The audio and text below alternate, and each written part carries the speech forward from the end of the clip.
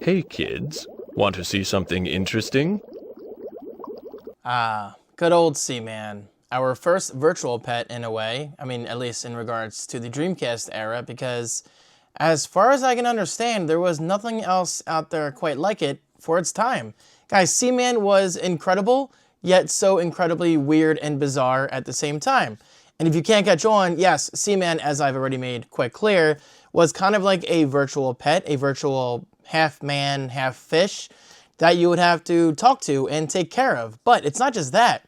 You would actually get a microphone in the box with Seaman, and the microphone would plug into the top of the Dreamcast controller. Currently, I have a VMU plugged in and a Rumble pack, because back then, Rumble was not included by default. Okay, so unfortunately, I don't know where my microphone is right now. I mean, I know for a fact it's in the house, but it was like this blue squishy ball that would plug in to your controller, and you would just talk to your Seaman. And the Seaman would actually get to know you. Like, it wouldn't just react to, hello, how are you, and whatever. It would actually understand your name. It would ask you your birthday.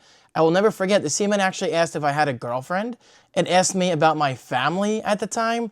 It was just a very weird but unique experience that I absolutely loved. But unfortunately, Seaman is no more. Now, there was a Seaman 2, which was exclusive to the PlayStation 2 in Japan.